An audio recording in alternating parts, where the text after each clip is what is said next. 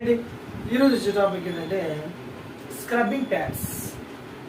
అంటే మన housekeeping డిపార్ట్మెంట్లో ఫ్లోర్స్ క్లీనింగ్ చేయడం కోసం స్క్రబ్బింగ్ ప్యాడ్స్ అనేవి యూజ్ చేస్తాం.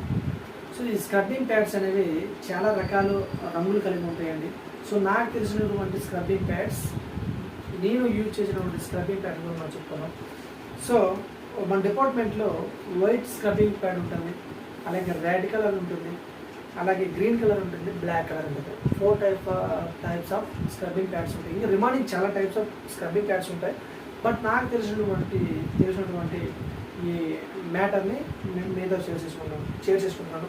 సో వైట్ కలర్ వచ్చేసి పాలిషింగ్ చేయడానికి, ఫ్లోర్ కానీ రిమైనింగ్ కానీ పాలిషింగ్ చేయడం కోసం అనేది ఈ వైట్ కలర్లో వంటి స్క్రబ్బింగ్ ప్యాడ్ అనేది యూజ్ చేస్తారు.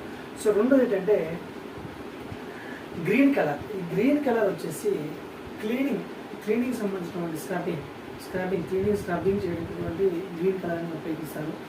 సో రెడ్ కలర్ వచ్చేసి బఫింగ్ చేయడం కోసం ఈ రెడ్ కలర్ అనేది యూజ్ చేస్తారు. సో ఫోర్త్ వన్ వచ్చేసి బ్లాక్ కలర్ అనేది ఫ్లోర్కి స్ట్రిప్పింగ్ చేయడం కోసం ఈ బ్లాక్ కలర్ అనేది స్క్రబ్ అనేది ఉపయోగిస్తారు. ఏం చేస్తారు? వైట్ కలర్ ఏంటి polishing, green colour cleaning purpose, scrubbing చేయడానికి cleaning purpose. So third one ఏంటి రెడ్ కలర్ దేనికి ఉపయోగిస్తారు?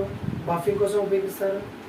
ఫోర్త్ వన్ ఏంటి బ్లాక్ కలర్ స్ట్రిప్పింగ్ కోసం ఉపయోగిస్తారు. ఇదండి.